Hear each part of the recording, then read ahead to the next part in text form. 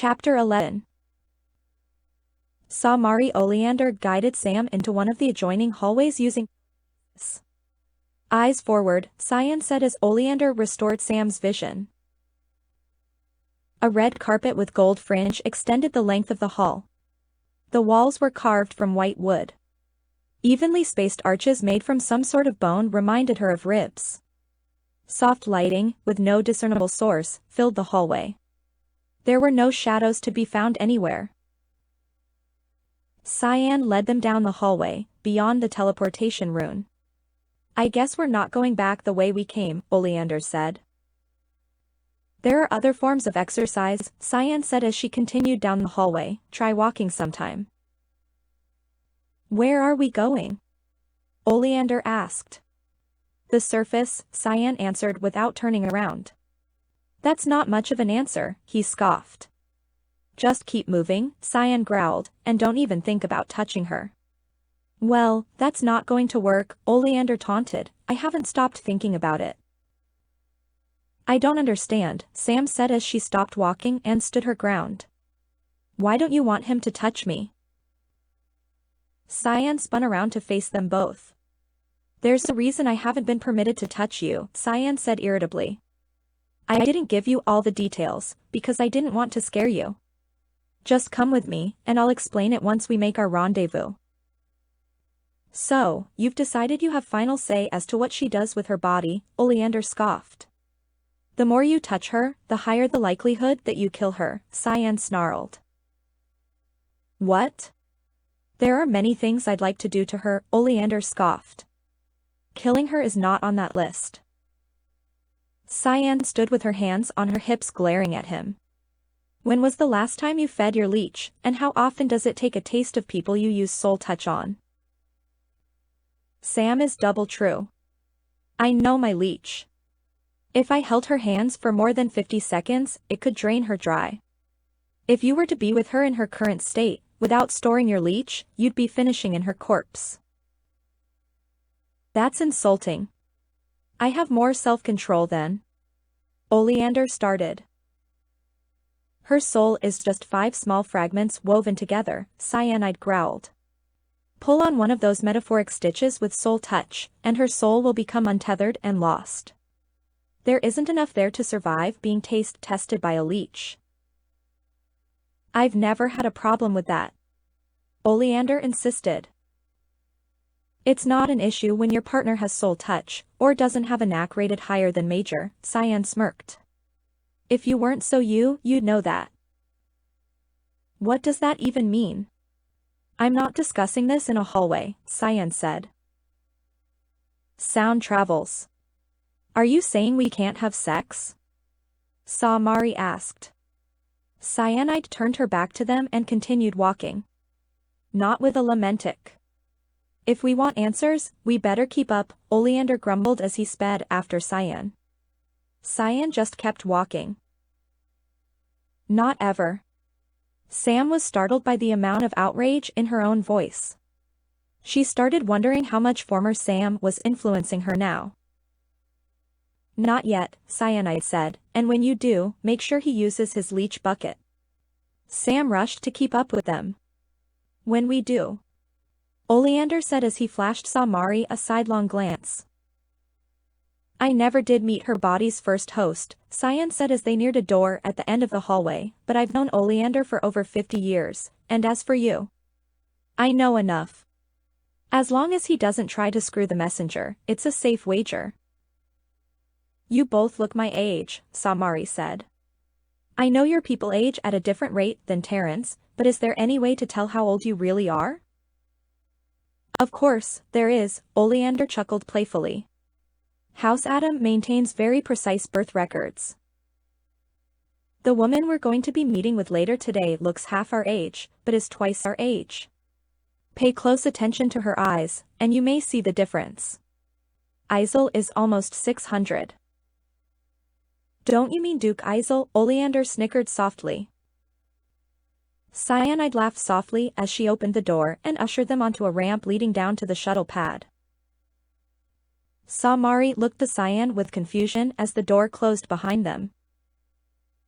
Lamentics have never actually had titles like Duke or Duchess. Cyan explained. He's the head of the third most powerful house, and he wants to make sure everyone knows it. Or in other words, Oleander said as they all made their way down the ramp, the man traded in his pride for a double helping of arrogance. My bloodlines include most of the top houses, Cyanide grumbled, not that it matters. There isn't a man alive. A tone signaled the shuttle had been unlocked. Oleander laughed softly as he opened the door. Sam, sit up front with me, Cyanide said, Oleander. You're in the back. It wouldn't be the first time, Oleander chuckled as he sat down and buckled himself in. Cyan led Sam to the co-pilot's chair and took the helm. Oleander was still chuckling softly.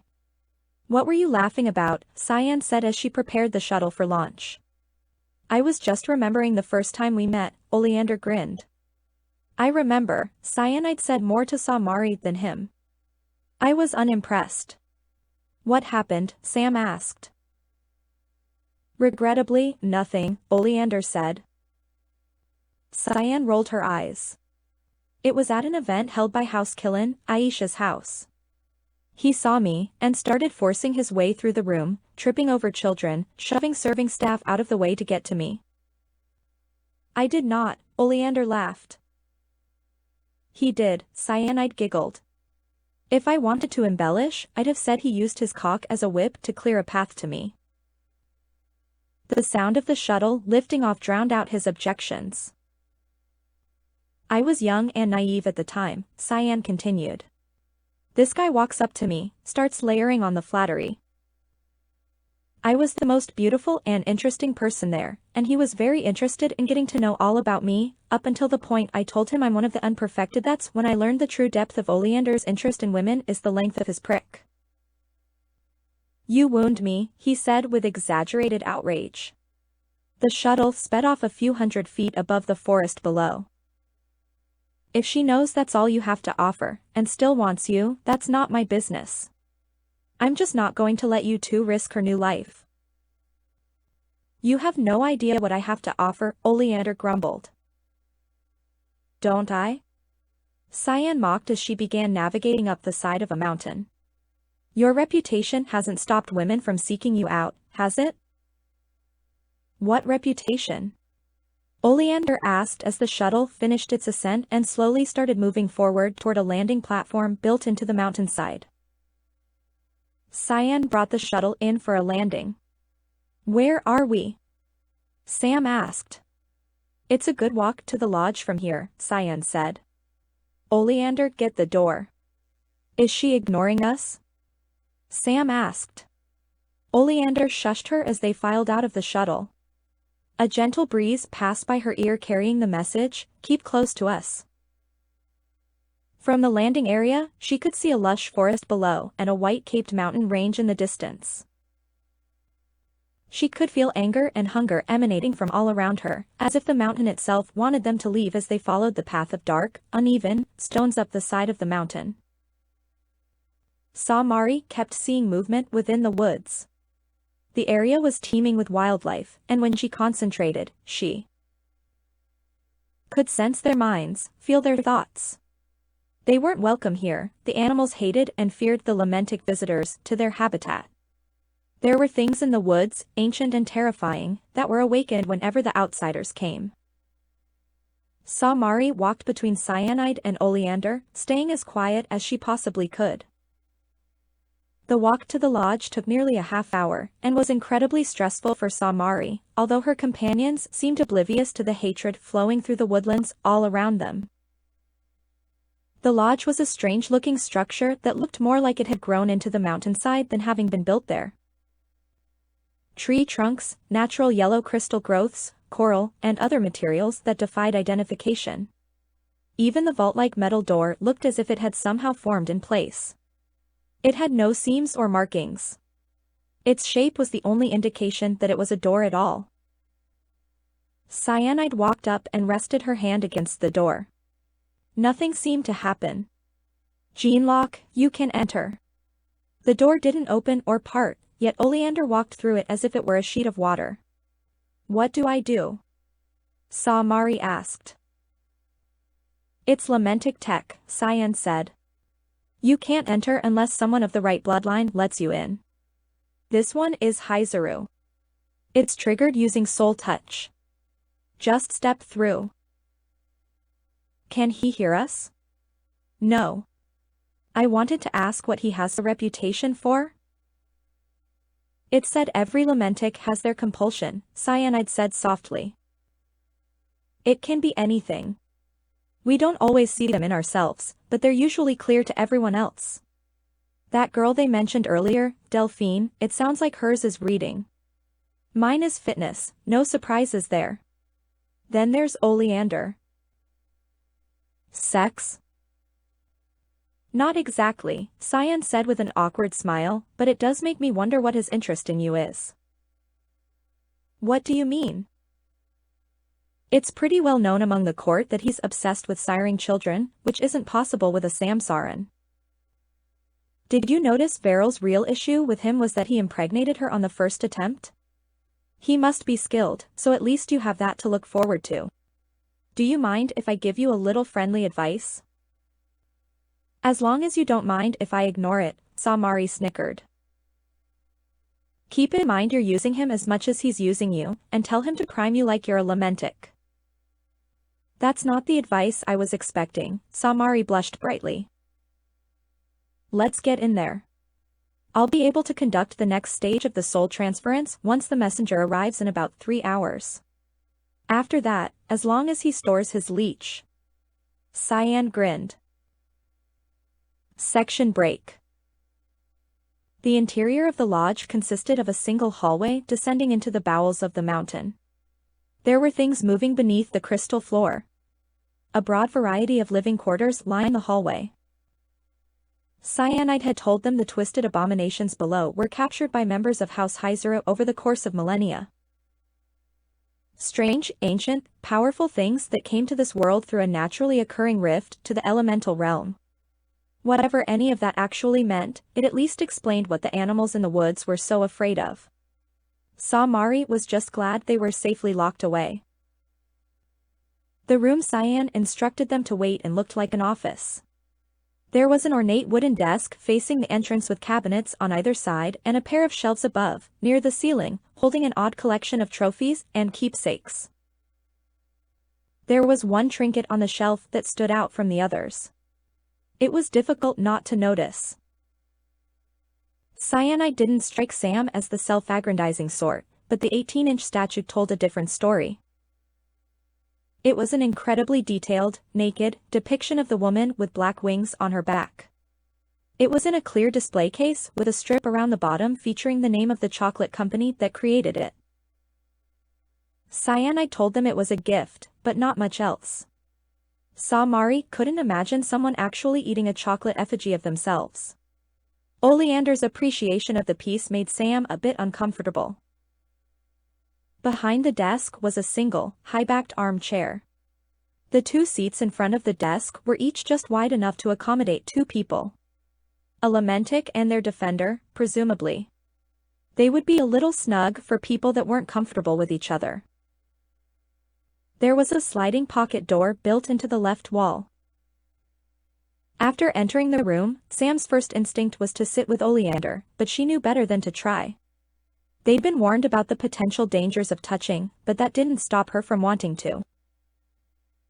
The messenger should be arriving with the next set of fragments in a little while, Cyan said as she rummaged through the bottom cabinet drawer. I'll have to meet her out front, and let her inside, which means leaving you 2 alone in here. Cyan took 2 containers out of the cabinet and put them in the desk. They reminded Mari of layer cake pans with tightly fitted lids. She left one container on her side, and pushed the other toward Oleander. They made a faint sloshing sound when moved. You don't trust us, Oleander said with mild annoyance. This one is for mine, Cyan scoffed. Just put your leech in the bucket and stop complaining. I'm willing to trust you not to deliberately use soul touch, but I'm not trusting your symbiont. She pushed down on the lid of the container and rotated it until it clicked, then took off the lid. Cyan loosened her armor, lowered her hood, reached under her hair, and rested her hand between her shoulders. Her armor shifted slightly as the creature moved up her back to her waiting hand. She pulled the light gray mass away from her back and carefully lowered it into the dark oily fluid within the container. It was roughly 9 inches long with 6 finger-like limbs, 3 on each side. "Is that fully mature?" Oleander asked. "Yes," Cyan smirked, "it's the Garum breed." "I'm not too familiar with those." "Mine's Gorin raised. They flatten out more," Cyan said as she resealed the container and moved it onto the shelf. "Do those limbs hurt?" "They dig in pretty deep," Cyan shrugged, "but you get used to it after a while." Oleander opened the container in front of him and scowled. "Mari, would you mind waiting outside for a moment?" "Wait," Cyan said as Sam started getting up. "Would you rather she think that you have a deformity, or just—" "I'm going to have to pull down my pants," Oleander blurted out. "Of course you do," Cyan snickered. "Come on Sam, let's give him a little time alone with his little friend." "Was that really necessary?" he asked as Cyan and Sam stepped into the hallway. Sam stood, impatiently, trying to hide her annoyance. If he was hoping to be intimate with her, why wasn't he comfortable partially disrobing around her? Why hadn't he just asked Cyanide to step outside? If he was ashamed of his leech, was he going to try to keep Sam from seeing him naked? "Your thoughts are a little loud over there," Cyan giggled. "Leeches burrow into the flesh. I'm sure he's just feeling self-conscious. It's normal to me and he knows that. I'd imagine he's worried you'll be disgusted and lose interest in him. In my experience, the two most fragile part of male hominids is their ego and that dangling bit between their legs. In his case, there's not much difference between the two." "I can think of a pretty serious difference," Sam sighed wistfully. "I don't want his ego inside me." "Sam," Cyan laughed, "I'm pretty sure that is his ego." "I'm done," Oleander said as he opened the door. The women fell immediately silent until Cyan said, "Done already?" "That was quick." Oleander stood dumbfounded just inside the doorway as Sam and Cyan burst out laughing. Cyan made sure Oleander's container was tightly sealed before moving it up onto the shelf. "I'll be up front," Cyan said sternly. "No soul touch." Cyan didn't close the door after leaving. Mari waited a few minutes before sneaking over to sit next to Oleander. "She'll be angry," he said, careful to keep some distance between them. "Why me?" Sam whispered. "I'm not complaining. I mean, this can't be about who Sam was. It has to be a physical thing. That's fine. I mean I want to, but—" "You're babbling," Oleander chuckled quietly. "You have that same nervous air she always had, but you are different. You're not afraid of me, are you?" "Should I be?" Sam inquired with a hint of defiance. "I don't know," Oleander said as he rested his hand on her leggings, careful not to touch any exposed skin. "The other Mari was always nervous around me. I was never sure if it was fear or something else." Mari blushed brightly, bit her lip, and lowered her head. "I get nervous when I get—" Maybe she was the same. "It gets in the way. I've never been good at telling people what I really want." Oleander smiled deviously.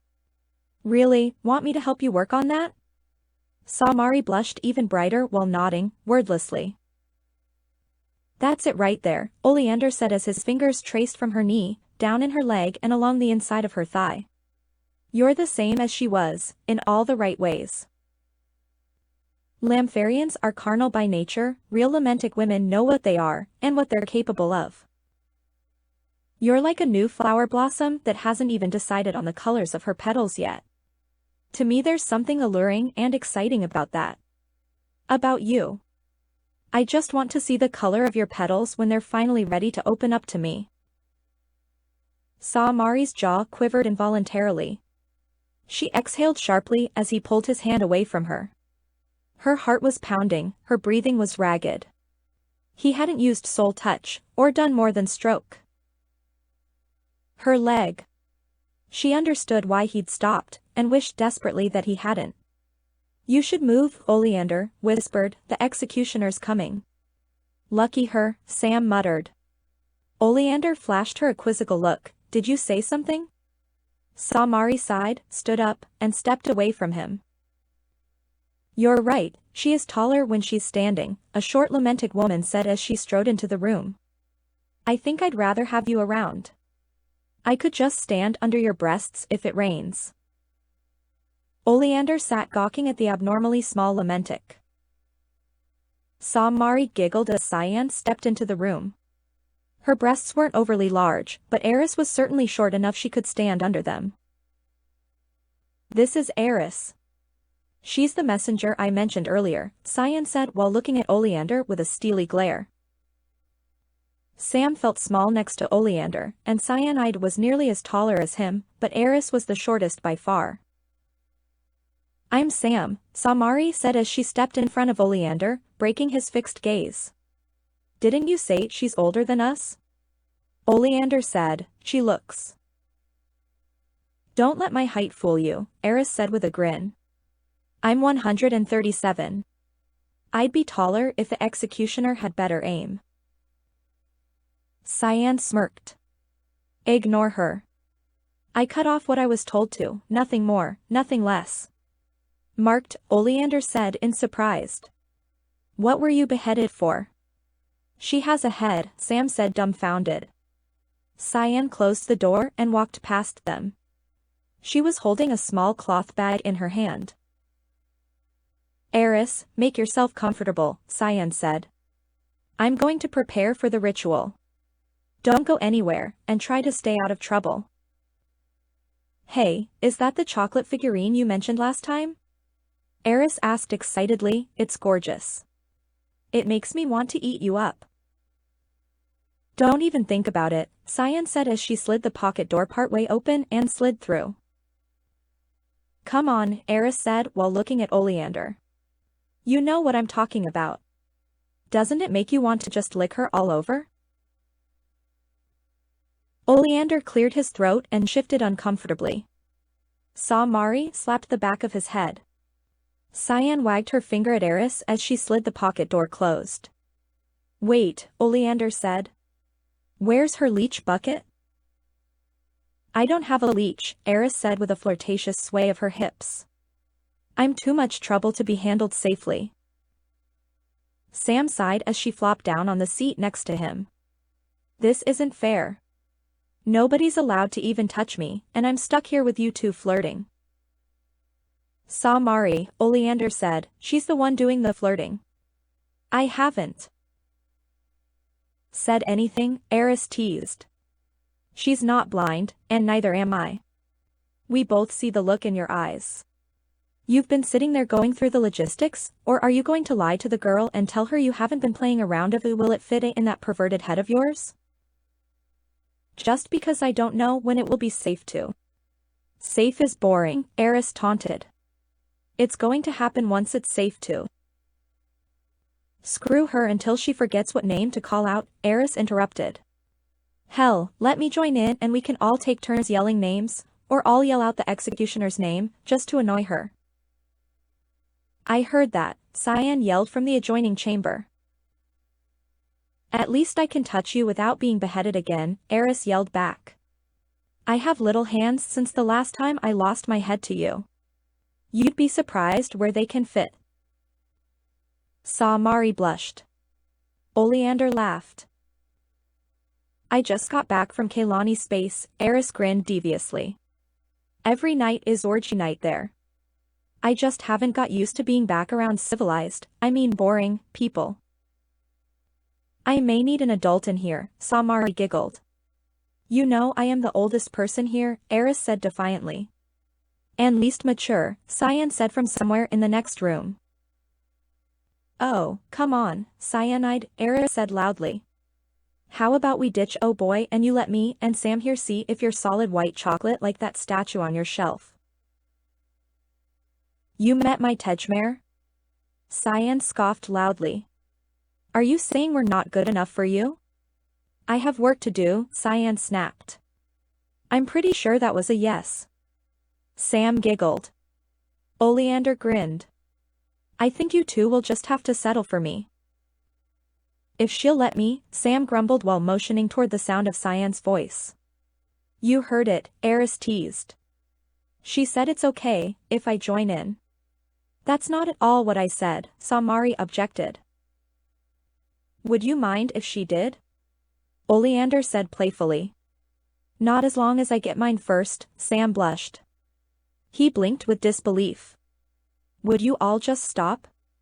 Cyan yelled from the next room. I really need to concentrate in here. You know she's going to kill all of us, Oleander snickered softly. Eris held her hand a foot and a half above her head and said, wouldn't be the first time. Sam giggled. What did you actually do? Oleander asked. It's classified, Eris said while holding a finger in front of her lips. I'd tell you, but then she'd have to kill you, too. Sam covered her mouth with both hands to stifle her laughter. It took them all a few minutes to quiet down and wait for Cyanide to finish preparing for the second soul transference ritual. Did she really behead you? Sam asked quietly. The head of House Rajuk offered to rehabilitate me, so they let me wear a soul catcher, and I'm a head shorter now. The head of the council told the executioner to take my arm too, just to make sure my new cloned replacement body was small enough to make sure everyone I meet knows how badly I screwed up, but I'm still not allowed to tell anyone who I killed or why. Though, I am allowed to admit I broke the taboo and killed another Lamentic, Eris said with a shrug. I was sentenced to 70 years of penitent servitude with House Rajuk. You serve House Rajuk, not her. Samari asked. So, where do you fit into all this? I'm small, Eris winked. I can fit all kinds of places. Oh, you're serious. I came across this shadow entity that was sent to bring something to the executioner. I'm not doing this for you or her, or even the little inky black cutie. I want to reduce my sentence. All I really know is there are 20 fragments, but Darkling isn't willing to move more than 5 at a time. I don't know when I'll be able to get the rest. The little cutie jumped ship on the way here. It did what? Oleander leaned forward. Mind explaining that? Eris shrugged.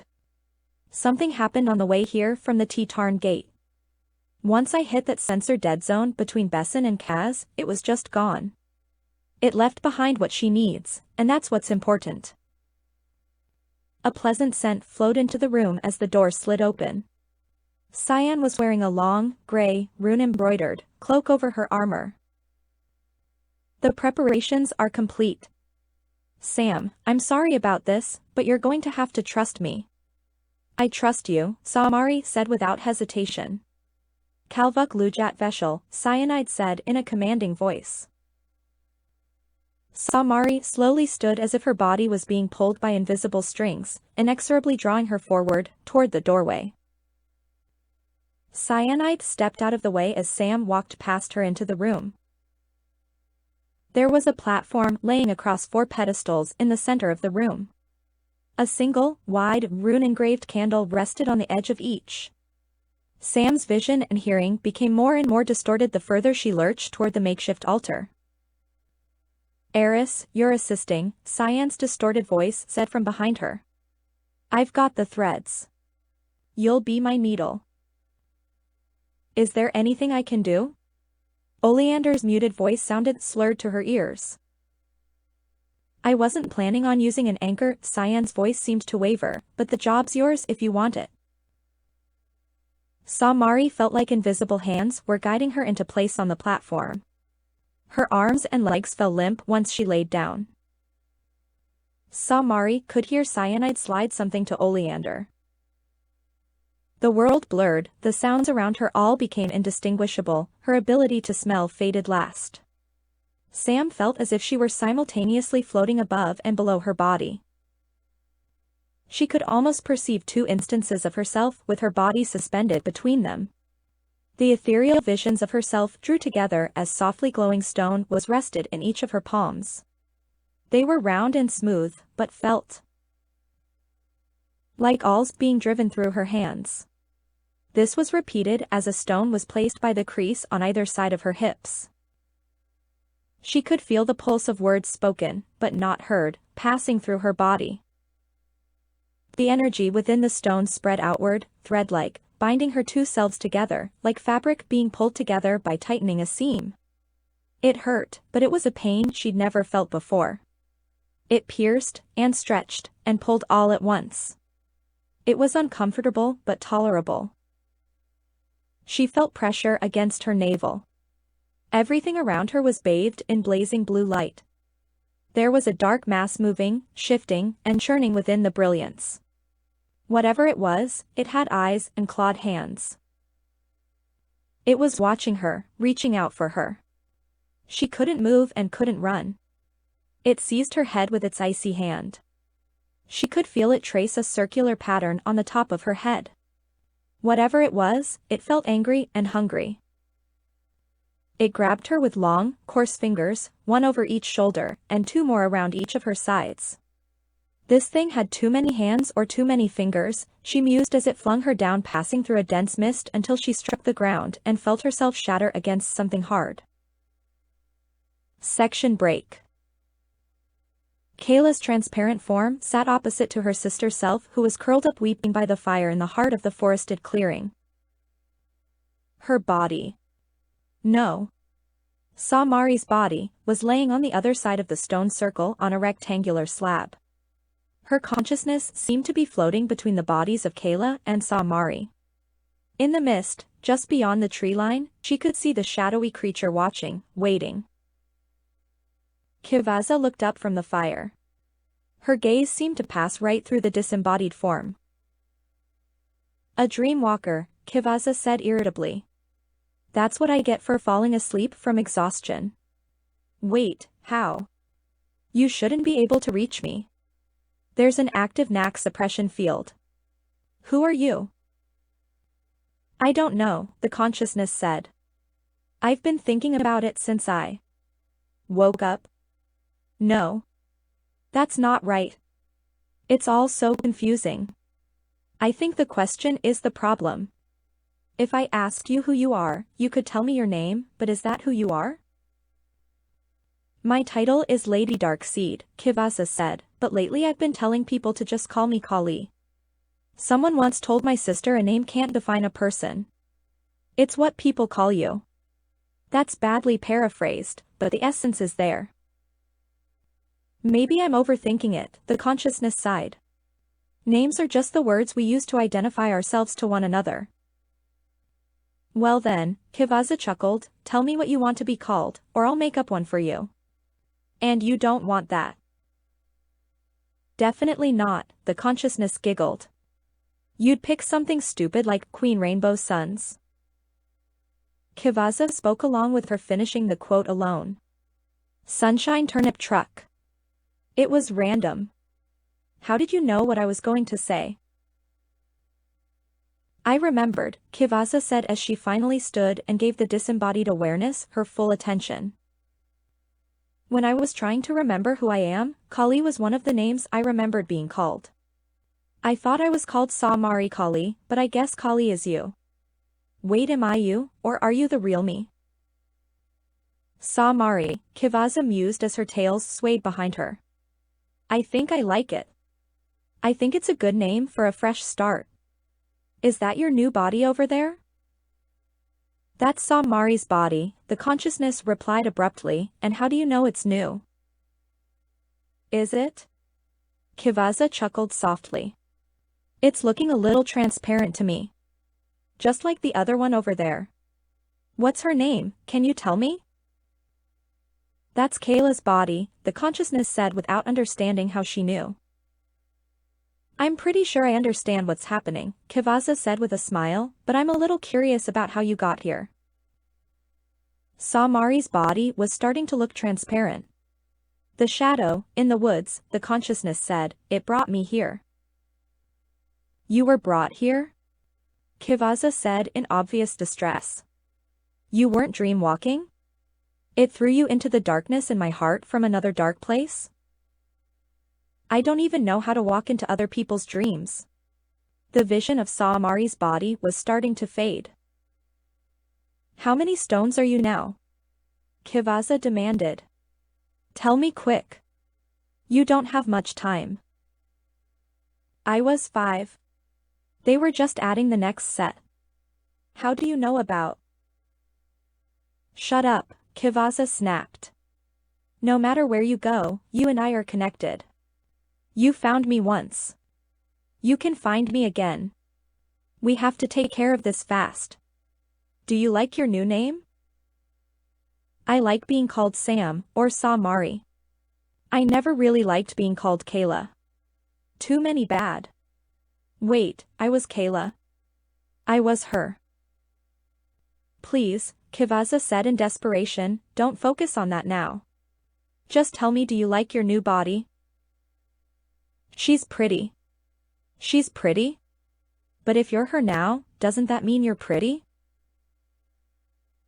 You're right, Samari said. I'm pretty. Her voice came from her body in her own voice this time, but her awareness was still external of both bodies. If you like your new body, Kivaza said urgently, tell me, why are you having problems accepting it? It's missing something. These, Kivaza said as she swirled her tails behind her. They made it a real hassle to find a dress that fits. Samari's voice said. That's not it. Kivaza's hair disappeared as she passed her hand across the top of her head, revealing a ring-shaped marking underneath. That's it, Samari said confidently as her perception switched to within her own body and the transparent image of Kayla's body vanished entirely. Listen carefully, Kivaza said. My Tejmare knows. She can get you in touch with a man named Tyrell. Go see him and get my claim slip for a device I have stored at Alliance Arms on the planet Hyrule in the Havras system. He has the information for my contacts there. Ask Kiryu to get you the container. She works there. And make arrangements to have Nelfree set you up with a brain surgeon that can implant the alien gland into your head like the one in mine. Cyanide knows doctors. Can't I ask her for help? I miss her, Kivaza sighed longingly, my Tejmare, and personal stripe inspector.